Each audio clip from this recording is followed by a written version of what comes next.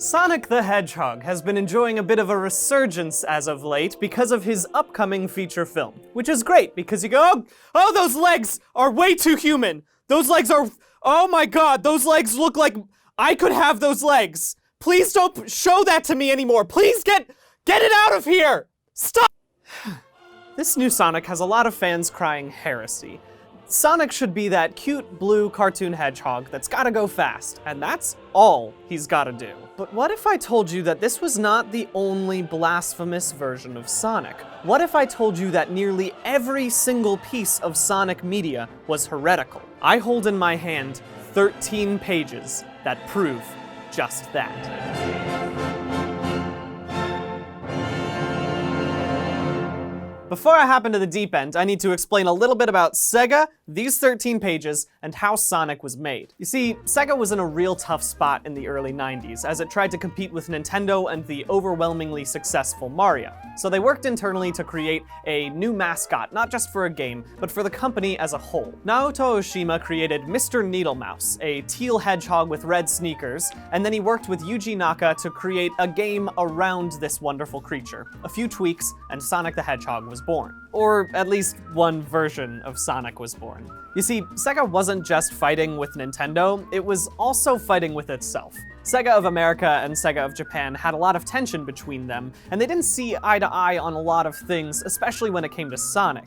The original version of Sonic was a bit more punk rock and had a girlfriend, a real-life human girlfriend named Madonna. And we all know that Sega would never make Sonic kiss a real human woman. So Sega of America started to iron things out a little bit, make Sonic a bit more family-friendly, more marketable. Madeline Schroeder, the self-described mother of Sonic, wrote out this 13-page Bible that set out Sonic's true origins. These 13 pages went on to become the true Sonic, the Sonic we all know and love, right? Nope! This Bible has had very little bearing on the series as a whole. But here's the thing, friends. It should have a lot of bearing on the series as a whole. And I am willing to wield this Bible as a paladin wields a holy sword so that I might excise sin out from the Sonic canon! I'm sorry, that was a lot. I was a bit too intense I'm gonna tone it down a little bit. Folks, we're about to engage in a friendly session of biblical literalism. Now, I'm not one to advocate taking a written account as the pure truth and nothing but for Sonic, I'm willing to bend my values a little bit. We're about to take everything written in these 13 pages as gospel, and anything that deviates from the facts therein as sacrilege.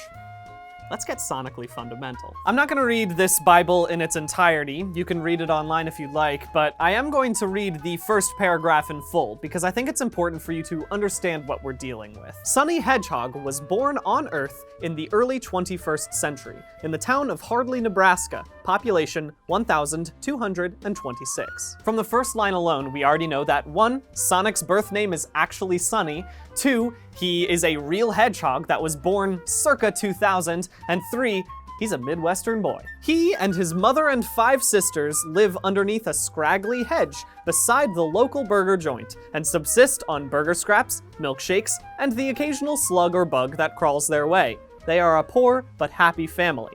From these lines, we know that 4, Sonic's family lives in an actual hedge, which is I guess why they're called hedgehogs, and 5, they have a very similar diet to me. Unfortunately, Sonny's dad died when Sonny was just a few days old after falling into a gurgling, festering vat of toxic waste dumped in a nearby pond.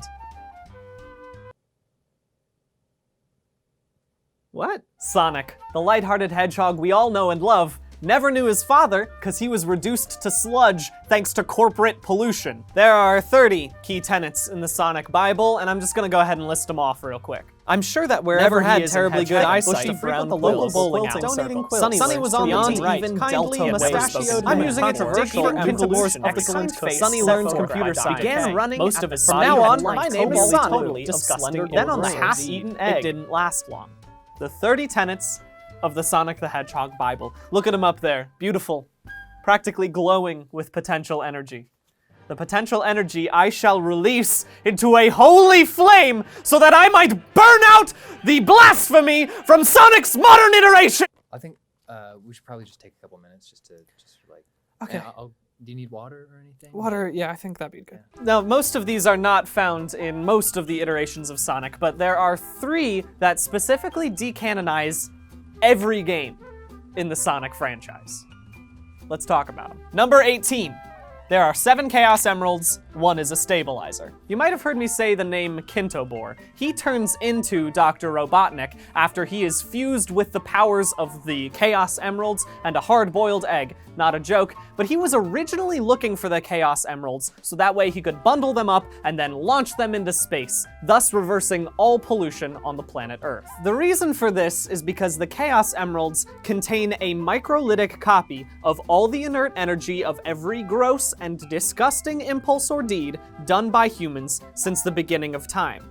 Ignoring that microlytic is the name of a company and not an actual scientific term, this seems to state that the Chaos Emeralds are just a crystalline form of every gross impulse. Every time you pick your nose instead of using a tissue, that's in the emerald. Every time you wear your underwear 5 times in a week because you think it doesn't smell that bad, that's in the emerald. Every time you go 3 days without shampooing, I get it. Look, sometimes, the shampoo has sulfates and that can damage your hair. We all have different scalps. But that's in the emeralds too! Most of the games just state the Chaos Emeralds are an incredible source of power, something that will help you take over the world or become supersonic.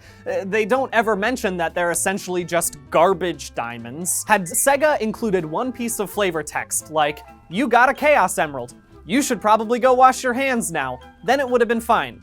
But they didn't. Number 21.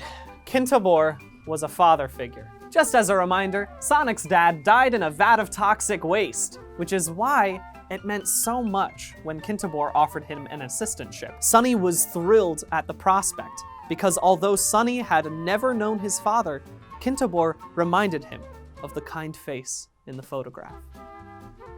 Heartbreaking. Can you imagine the drama in this? Sega, you keep trying to do these gritty reboots of Sonic. Sonic plus gun. Sonic plus getting kissed by a human woman. You don't need all that. It's all right here. You are literally pitting Sonic, a hedgehog without a father, against the man who became his father figure and then turned evil thanks to the machines that Sonic helped create. I hear you saying, "Brian, there's no evidence that Sonic doesn't think of Robotnik as a father figure." And to that I say, bullshit! I have never seen him cry after defeating Robotnik. I have never seen him hold the lifeless body of his father figure and say, "I am sorry. It had to turn out like this. I am sorry." Let Sonic cry over the loss of what could have been, Sega, you cowards! And finally, the third and most important tenet that destroys the entirety of the Sonic canon. Number 11. Sonic helps quilters. Have you ever seen Sonic in a quilting circle? Because he should be there. While making the rounds for juicy tidbits and gossip, he would drop in on the ladies of the local quilting circle to offer a convenient pin or needle from his ample portable supply.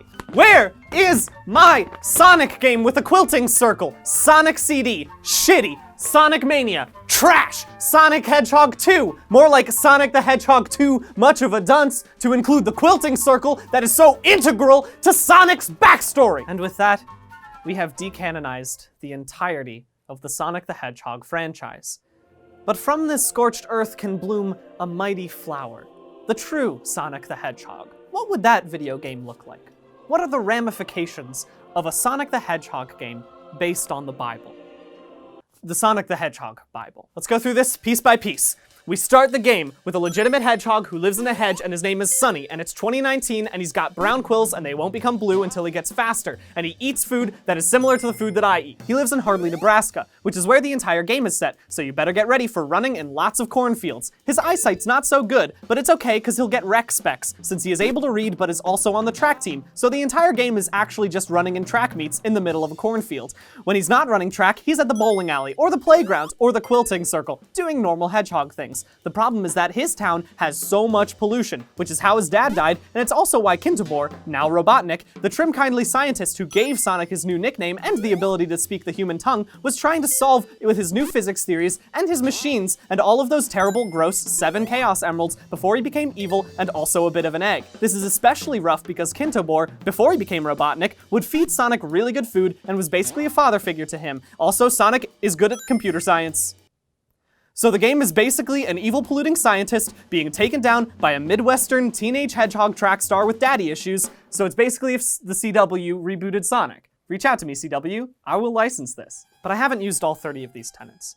See, there are 4 of them that, to be perfectly honest, shouldn't be possible. And beyond that, they are impossible to put into a game. I've hit a bit of a roadblock. Number 7 shows Sonic's dead father winking at him through a picture on the wall, which proves the existence of an afterlife in the Sonic universe. Number 15 shows that Sonic is able to hibernate below delta waves, and those are the slowest possible brain waves, about 0.5 hertz.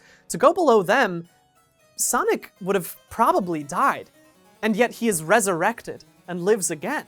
And number 24, Sonic is shown to run at the speed of light, and if the rules of relativity are to be believed, that means his mass would have to infinitely expand, and he would need infinite energy to do this, and that would destroy the world, and yet he is able to do that without harming himself or those around him. Number 30 is actually within the Bible itself. It states, but like most peaceful times in the 21st century, it didn't last long. This Bible was written in 1991, 9 years before the 21st century, and yet it prophesied our challenging political landscape. These 4 pieces of information are not purely canonical information, they are divine miracles, so of course I could not put them into a game. They could only fit in a religion. So I went on a WikiHow, the foremost explainer of how to do things, and I knew somewhere hidden in their beautiful imagery would be the way that I could spread the word of Sonic to the masses. And before you get upset with me saying, Brian, aren't you just starting a cult?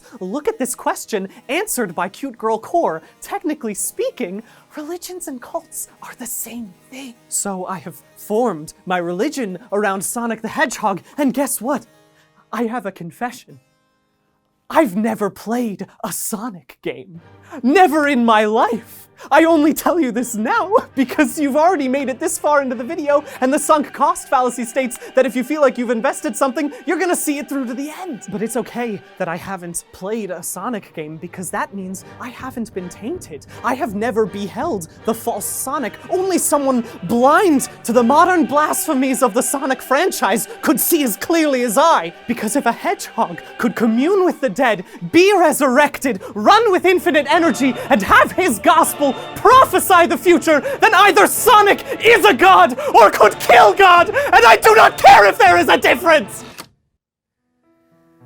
Hello, friends.